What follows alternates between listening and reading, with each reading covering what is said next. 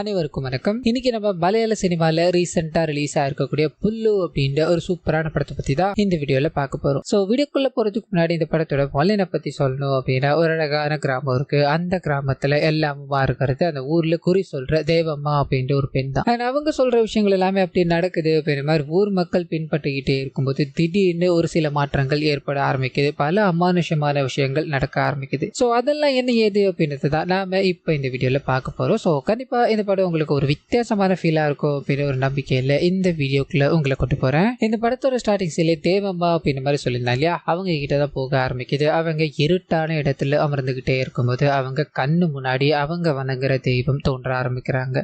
இவங்க கிட்ட நிறைய விஷயங்களை பகிர்ந்துக்க ஆரம்பிக்கிறாங்க. அதுல முக்கியமான ஒரு சில விஷயங்கள் என்ன அப்படின்னா, அந்த மக்களுக்காக தான் நான் உன்னை செலக்ட் பண்ணிருக்கேன். இவனோட ஃபேமிலியை விட்டுட்டு முழுமையா என்னை ஏத்துக்கிட்டேன் அப்படின்னா என்னாலும் நான் அவன் கூட இருப்பேன் அப்படின்ற மாதிரி சொல்லிக்கிட்டே இருக்கு. இவங்க இந்த விஷயங்கள் எல்லாத்தையும் கவனிச்சுக்கிட்டு இருக்காங்க அப்படின்றத நமக்கு காமிச்சுக்கிட்டே இருக்கும்போது அப்படியே கற்பனா ஊர் மக்கள் தூங்கிக்கிட்டே இருக்கும்போது ஒரு பறவை ஒண்ணு கத்த ஆரம்பிக்குது. அந்த பறவை கத்துறது மக்கள் எல்லாத்துக்கும் பயங்கர சந்தோஷம். காரணம் என்ன அப்படின்னா, அந்த பறவை கத்திருச்சு அப்படின்னா ஊருக்குள்ள இந்த தேவம்மா இருக்காங்க இல்லையா, அவங்க திருவிழா எல்லாத்தையும் வச்சு ஒரு நடனம் ஆடுவாங்க அப்படின்ற மாதிரி இருக்கும். அதாவது கடவுளுக்காக நடனம் ஆடுவாங்கன்னு இருக்கும். அடுத்த நாளே ஊருக்குள்ள மழை பெய்யும் அப்படின்றது ஐதீகம். சோ இந்த பறவை கத்தினதால அந்த விஷயங்கள் நடக்க ஆரம்பிக்குது. இந்த தேவம்மாக்கு ஊருக்குள்ள பயங்கரமான மரியாதை. இவங்க ஏதாவது ஒரு இடத்துக்கு போறாங்க அப்படின்னா அவங்களுக்கு தான் முன்னுரிமை. ஏன் குளிக்க போனா கூட அங்க இருக்க எல்லாருமே இவங்களுக்கு வழி விடுவாங்க அப்படின்ற மாதிரியான விஷயங்கள் எல்லாத்தையும் நமக்கு இங்க காமிச்சுக்கிட்டே இருக்கும்போது குழந்தைங்க எல்லாத்துக்குமே இவங்களை பார்த்ததும் அவ்வளவு ஒரு சந்தோஷம். கற்பனை திருவிழா நடக்க ஆரம்பிக்குது. இவங்களோட நடனங்கள் எல்லாமே நடந்து முடியுது அப்படின்றத காமிக்க அன்னைக்கு இரவு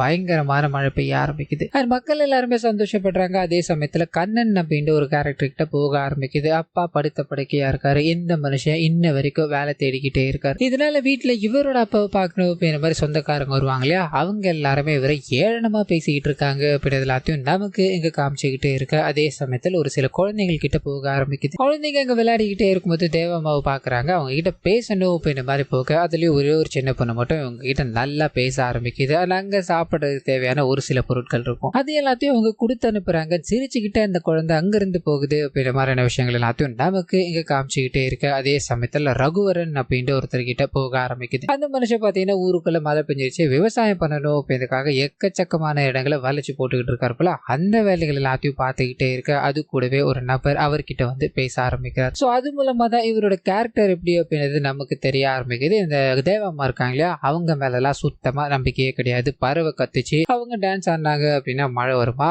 இது ஏத்துக்கும்படியாவா இருக்கு, இதெல்லாம் நான் நம்ப மாட்டேன்பா. மழை காலத்துல கரெக்டா அந்த மாதிரி விஷயங்களை பண்ணிட்டு மழை வரும்னு சொன்னா எப்படிப்பா நம்ப முடியும் அப்படின்ற மாதிரி அவங்கள கிண்டல் அடிச்சு பேசிக்கிட்டு இருக்காரு அப்படின்ற விஷயம் எல்லாத்தையும் நமக்கு காமிச்சிட்டு அப்படியே கற்பனா தேவம்மா அவங்க ஒருத்தவங்க கிட்ட குறி சொல்லிக்கிட்டே இருக்காங்க. அந்த சமயம் பார்த்து கண்ணன் அப்படின்ற ஒரு கேரக்டர் இருக்கா இல்லையா, அவர் எனக்கு மின்சாரத்துறையில வேலை கிடைச்சிருக்கு அப்படின்ற மாதிரி லெட்டர் கொடுக்க இவங்க அதை பாக்குறாங்க. உன்னோட உழைப்புக்கு கிடைச்ச வெற்றி தான் இது, உன்னோட குடும்பத்தை நீ பத்திரமா பாத்துக்கணும் அப்படின்ற மாதிரி சொல்லி அனுப்ப இவர் அங்க இருந்து கிளம்ப. இதுக்கு அடுத்த நாள் காலையில தேவம்மா கிட்ட போக ஆரம்பிக்குது. வழக்கம் போல அந்த சின்ன குழந்தை இவங்க கூட விளையாடிக்கிட்டே இருக்கும்போது திடீர்னு ஒரு குழந்தைக்கு வலிப்பு வந்துருச்சு. சோ வேகமா இவங்க கிட்ட தூக்கிட்டு வராங்க. இவங்க முதலுதவி எல்லாத்தையும் அழிச்சுக்கிட்டு இருக்காங்க அப்படின்றத ஒரு பக்கம் இங்க காமிச்சுக்கிட்டே இருக்கா. அதே சமயத்துல கண்ணன் இருக்கா இல்லையா, அவர் தன்னோட வேலைகளை பார்க்கறதுக்காக ரோட்டோரமா அதாவது ரோட்ல தாண்டி வளர்ந்துகிட்டு இருக்க மரங்கள் எல்லாத்தையும் வெட்டிக்கிட்டே இருக்கும்போது அப்ப ஊருக்குள்ள நிறைய பனை மரங்கள் அதாவது தென்னை மரங்களோட சேர்த்து அழிஞ்சுகிட்டு இருக்கு அப்படின்ற விஷயத்த பார்த்துக்கிட்டு இருக்காரு. ஒன்னும் புரியாம குழப்பத்துல இருக்கு. அதே சமயத்துல இங்க தேவம்மா தன்னோட வேலைக்காக வெளியே போகணும்னு ட்ரை பண்ணும்போது ஒரு குழந்தையோட பேரண்ட்ஸ் வர ஆரம்பிக்கிறாங்க. என்னோட குழந்தைக்கு நீங்க கயிறு கட்டி விட முடியுமா, நீங்க வெளியில போகிறது தெரியாம நான் வந்துட்டேன்னு சொல்ல அவங்க பெருசா பொருட்படுத்தாம கூப்பிட்டு உட்கார வச்சு குழந்தைக்கு இந்த திஷ்டி கயிறுலாம் இருக்கும் இல்லையா, அது எல்லாத்தையும் கட்டி விட்டுக்கிட்டு இருக்காங்க. அது கூடவே இவங்களோட ஃபேமிலியை ஏக்கமா பார்த்துக்கிட்டு இருக்காங்க அப்படின்றத நமக்கு இங்க காமிச்சிட்டு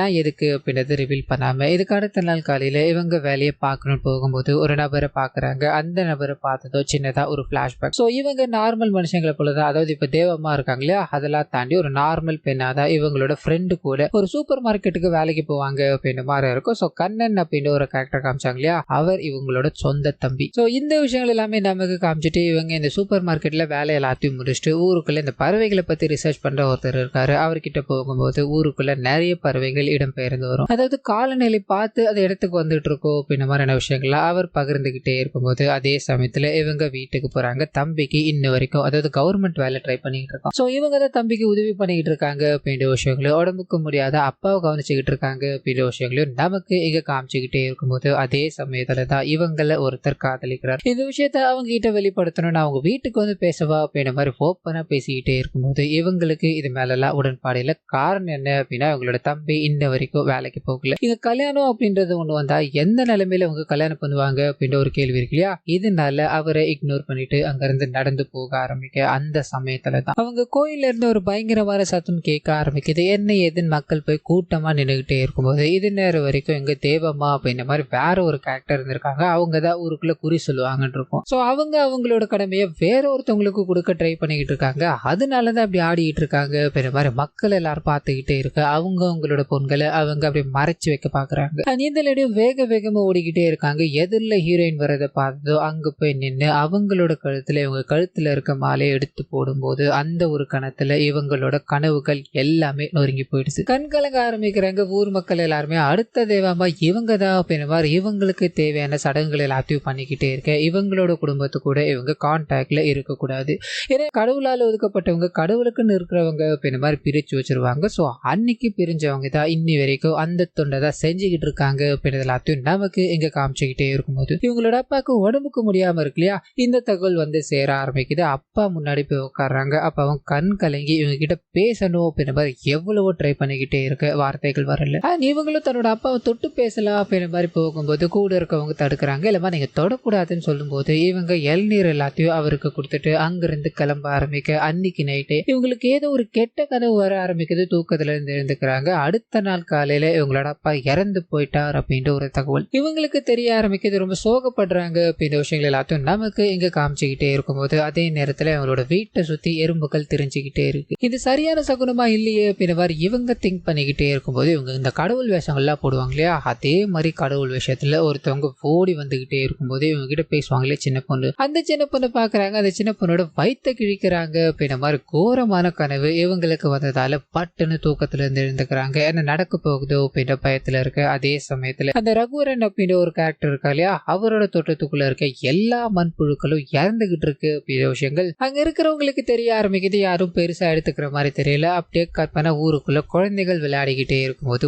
பயங்கரமான காத்தடிக்க ஆரம்பிக்குது. இது நாள் வரைக்கும் இந்த ஊர்ல இப்படிப்பட்ட காத்து அடிச்சதில்லை. இங்க என்ன நடக்குதுன்னே புரியலையே அப்படின்ற மாதிரி தேவாமாவும் அவங்க கூட இருக்கவங்களும் இதை பார்த்துக்கிட்டே இருக்கும்போது தேவாமாவோட வீட்டுக்கு ஏதாவது ஆயிடுச்சோ அப்படின்ற பயத்துல அவங்களோட தம்பி வேக வேகமா ஓடி வரான். ஆனா அவங்களுக்கு பின்னாடி தேவமாவை பிடிச்ச ஒரு கேரக்டர் இருக்கு இல்லையா? அவனு ஓடி வர அப்படின்ற விஷயங்கள் எல்லாத்தையும் இங்க காமிச்சுக்கிட்டே இருக்கு. இங்க ஒன்னும் ஆகல அப்படின்றத புரிஞ்சுக்கிட்டு ரெண்டு பேரும் நடக்க ஆரம்பிக்கிறாங்க. அது அப்படியே கற்பனை ரகுவரன் கிட்ட போக ஆரம்பிக்குது. இந்த எல்லா இடங்களுமே பாத்தீங்கன்னா குரூப் அப்படின்ற இந்த ஊர் தலைவருக்கு சொந்தமானது. அந்த தேவம்மா அவங்களோட இடத்துலதான் வசிக்கிறாங்கன்னு இருக்கும். அந்த இடத்த ஃபுல்லா பார்வையிட ஆரம்பிக்கிறாரு. அங்க ஒரு பெரிய பெரிய மரம் இருக்கு. அந்த மாதிரி எனக்கு ரொம்ப பிடிச்சிருக்கு. ஏன்னா அவர் அந்த மரம் பிசினஸ் எல்லாம் பண்றாரு. நான் எடுத்துக்கலாமா அப்படின்ற மாதிரி கேட்க இதுக்கு தேவம்மா மறுக்கிறாங்க. இதனால ஒரு வேற மெத்தட கையாள ஆரம்பிக்கிறாரு. இந்த எல்லா இடங்களுமே குரூப்புக்கு சொந்தமானது தான் இல்லையா? அவரோட தம்பியை போய் சந்திக்கிறாரு. கொஞ்சம் சரக்கு எல்லாத்தையும் வாங்கி கொடுத்து நீங்க அதை வெட்ட அனுமதிக்க முடியுமான்னு கேட்க இவரு போதையில சரியா இருந்ததால அன்னைக்கு அந்த மரத்தை துண்டு துண்டா வெட்டுறாங்க அப்படின்ற விஷயங்கள் எல்லாத்தையும் நமக்கு காமிச்சுக்கிட்டே இருக்கு. இந்த விஷயத்த தேவமா கவனிக்கிறாங்க. மனசு ஒடிஞ்சு போயிடுறாங்க. என்ன பண்றதுன்னு தெரியாம இந்த மரத்தை நீ வெட்டிட்ட இல்லையா? இந்த மரத்தோட ஒரு விதையை நீ இங்க நட்டு வச்சாகணும். அதை நட்டு வச்சா மட்டும்தான் உனக்கான நல்ல விஷயங்கள் நடக்கும் அப்படின்ற மாதிரி சொல்ல இவருக்கு இது மேலெல்லாம் சுத்தமா நம்பிக்கையே கிடையாது. அங்க இருந்து போக்கிட்டே இருக்கு. அடுத்த நாள் இந்த தேவம்மா கிட்ட ஒரு குழந்தைக்கு அம்மை போட்டுருச்சு அப்படின்ற மாதிரி மக்கள் தூக்கிட்டு வர ஆரம்பிக்கிறாங்க.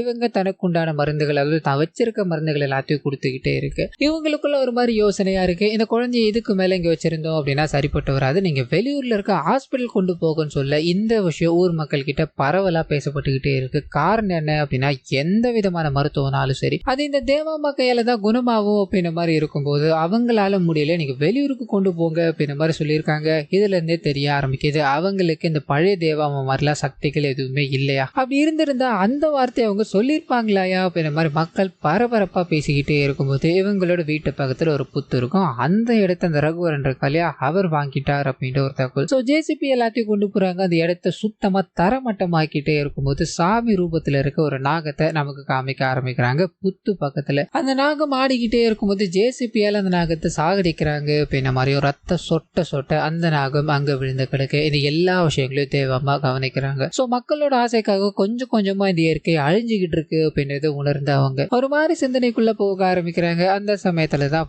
வருஷம் ஊருக்குள்ள இந்த டைம்ல எல்லாம் இவங்க திருவிழா வச்சிருவாங்க. இந்த வாட்டி வைக்காததால மக்கள் எல்லாருமே வந்து கேட்கும்போது இவங்களோட ஊர்ல ஒரு வித்தியாசமான பறவை இருக்கு, அந்த பறவை கத்துனதுக்கு அப்புறம் தான் இவங்க திருவிழாவை ஜட்ஜ் பண்ணுவாங்க அப்படின்னு மாதிரி இருக்கு இல்லையா. அந்த பறவை கத்தாததால என்னால எதுவும் சொல்ல முடியாது. நீங்களும் இந்த விஷயத்துல என்ன பயங்கரமா போட்டு அழுத்திக்கிட்டே இருக்காதீங்க, அந்த பறவை வரட்டும் எதுவா இருந்தாலும் அப்புறம் பேசிக்கலாம்னு சொல்லும் போது ஊர் மக்கள் எல்லாருமே யோசிக்கிறாங்க. ஆனா அந்த பறவை பாத்தீங்கன்னா இவங்க ஒரு மரம் வெட்டினாங்க இல்லையா, அந்த மரத்துலதான் எப்பயுமே கூச்சலிடும் அப்படின்னு மரம் இருக்கும். இப்ப மரம் இல்லாததால அந்த பறவை எங்க வரப்போகுது அப்படின்ற ஒரு தாட்டை இங்க நமக்கு காமிச்சுக்கிட்டே இருக்கும்போது அந்த சமயத்துலதான் இந்த தேவாமாவே சுத்தி சுத்தி வந்துகிட்டு இருக்க ஒரு சின்ன பெண் இருக்காங்க இல்லையா, அவங்க அம்மா போட்டு தவிக்கிறாங்க அப்படின்ற மாதிரி தேவாமா கிட்ட ஓடி வந்து காமிக்கிறாங்க. அவங்க இது எல்லாத்தையும் பார்த்துட்டு இவங்களை நீங்க வெளியூர் ஹாஸ்பிட்டல் கொண்டு போக என்னால ஒன்றும் பண்ண முடியாது அப்படின்ற மாதிரி சொல்ல மக்களுக்கு மறுபடியும் ஷாக்கா இருக்கு. வெளியூர் ஹாஸ்பிட்டல் கொண்டு போகிற வழியிலே அந்த குழந்தை இறந்து போகுது. இதனால ஊர் மக்கள் எல்லாருமே அவங்க மேல வச்சிருக்க நம்பிக்கை இழக்க ஆரம்பிக்கிறாங்க. இறந்து போன அந்த குழந்தையோட அம்மாவும் என் பொண்ணு உன்னையே தானமா சுத்தி சுத்தி வந்துகிட்டே இருந்தா, உன்னால உதவி பண்ண முடிஞ்சது அப்படின்னா பண்ணிருக்கலாமே, எதுக்காக இந்த மாதிரி எங்களை அலக்கழிச்சு அந்த பொண்ணை என்கிட்ட இருந்து பிரிச்சுட்டு அப்படின்ற மாதிரி அவங்க அழுதுகிட்டே இருக்கு. இவங்களுக்கு என்ன பதில் சொல்றதுன்னு தெரியல, மௌனமாவே இருக்காங்க. அதே சமயத்துல கூட வேலை செய்யற ஒரு பாட்டி இருக்காங்க இல்லையா,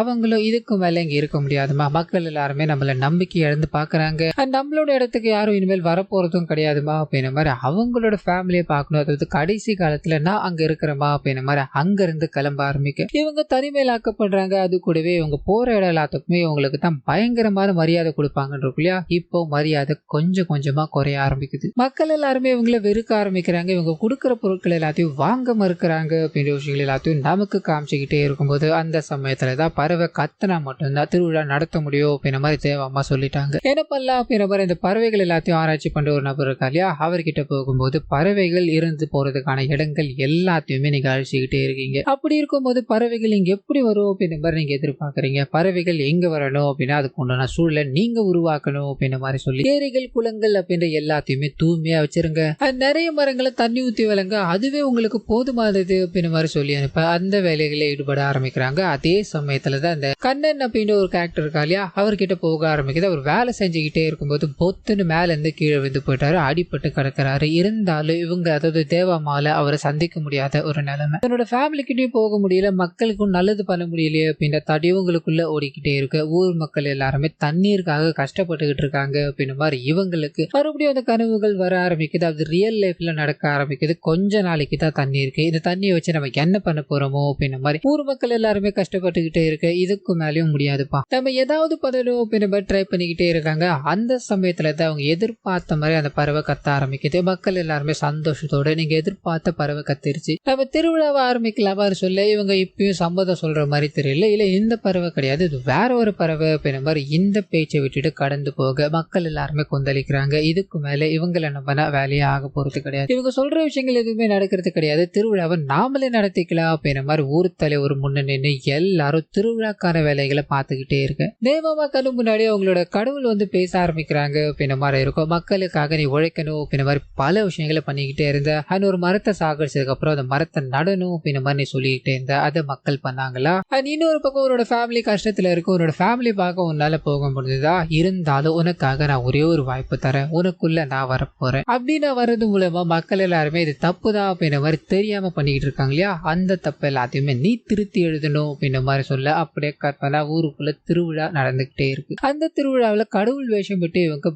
பத்திரகாளி மாதிரி ஆடிக்கிட்டு இருக்காங்க அப்படின்ற விஷயங்கள் எல்லாத்தையும் நமக்கு காமிச்சுக்கிட்டே இருக்கும்போது இவங்க கண்ணு முன்னாடி ஊர் மக்கள் எல்லாருமே வித்தியாசமா தெரிய ஆரம்பிக்கிறாங்க. இவங்களோட தப்புனாலதான் இங்க அழிவு ஏற்பட்டுக்கிட்டு இருக்கு அப்படின்றது புரியாம மக்கள் இருக்காங்க. இந்த விஷயத்த மக்கள் எப்ப உணர போறாங்களோ அப்படின்ற மாதிரி பயங்கரமா கத்திக்கிட்டே இருக்கும்போது அந்த இடத்துல இவங்களோட உயிர் பிரிய ஆரம்பிக்குது. சோ மக்கள் எல்லாருமே சேர்ந்து அந்த உடலை எடுத்து கொண்டு போய்கிட்டு இருக்காங்க. அந்த தூரத்துல இவங்க எதிர்பார்த்துக்கிட்டு இருந்த அந்த பறவை கத்திக்கிட்டு இருக்கு, ஆனா மழை இன்னும் வரல அப்படின்ற ஒரு ரெஃபரன்ஸை இங்க நமக்கு காமிச்சிட்டு இந்த படத்தை முடிக்கிறாங்க அப்படின்னு மாதிரி இருக்கும். ஸோ இயற்கை அப்படின்றது எக்கச்சக்கமான மாற்றங்களை மனிதர்களால் அடைஞ்சிக்கிட்டே இருக்கு. மனிதர்கள் இந்த மாற்றத்தை உருவாக்குனாலும் விலங்குகள் பறவைகள் அந்த மாற்றத்தை ஏத்துக்க மறுக்குது. இதனால பல உயிர்கள் அழிஞ்சுக்கிட்டு இருக்கு அப்படின்ற ஒரு விஷயத்த நமக்கு இங்க சொல்லிட்டு இந்த படத்தை இதோட முடிக்கிறாங்க அப்படின்னு மாதிரி இருக்கும். ஸோ கண்டிப்பா இந்த படம் என்னோட வாய்ஸ் உங்களுக்கு பிடிச்சிருக்கும்னு நினைக்கிறேன். இந்த வீடியோல ஏதாவது நிறை குறைகள் இருந்தது அப்படின்னா அதை மறந்துடாம கமெண்ட்ஸ்ல பதிவிட்டுருங்க.